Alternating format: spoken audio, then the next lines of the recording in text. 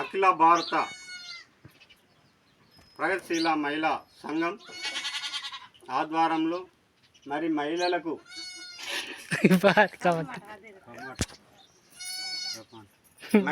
జరిగే అన్యాయాలను మరి మహిళలు చాలా ఇబ్బంది, సో వాళ్ళను అన్ని రంగాలలో రానివ్వాలి. మరి అన్ని రాజకీయ రంగాలలో కూడా రానివ్వాలి స్త్రీలను. మరి గ్రామీణ ఉపాధి హామీ అంటుండ్రు. మరి గ్రామీణ ఉపాధి హామీ కూడా అనేక గ్రామాలలో కూడా పనులు చూపించడం లేదు. మరి అనేక గిరిజనులు సతమతం అవుతున్న ప్రభుత్వాలు ఆర్భాటంగా చెప్పుకుంటున్నాయి. మరి ప్రభుత్వాలు గిరిజనులను చిన్న చూపు చేస్తుంది.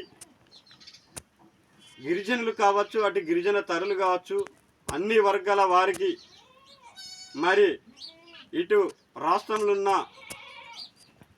రాష్ట్ర ప్రభుత్వం కానీ లేదా కేంద్రంలో ఉన్న కేంద్ర ప్రభుత్వం కానీ మరి గిరిజన గ్రామాలలో మరి ఇక్కడ ఉన్నటువంటి ఇలాంటి ఆడపిల్లలకు కూడా వరకట్నాలతో అనేక మంది వరకట్నాల వేధింపులకు మరణించినటువంటి సంఘటనలు ఉన్నాయి.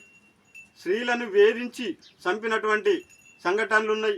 ఆసిడ్ దాడులతో కూడా స్త్రీలు సతమతమవుతున్నారు. మరి స్త్రీల చట్టాలను తీసుకొచ్చి స్త్రీలకు అన్ని విధాలుగా ప్రభుత్వాలు ఆదుకోవాలని, అదే కాకుండా స్త్రీలపై జరుగుతున్నటువంటి దాడులను అరికట్టాలని, బ్రహ్మీణ భావజాలంతో స్త్రీలు అనేక సతమతమవుతుండ్రు.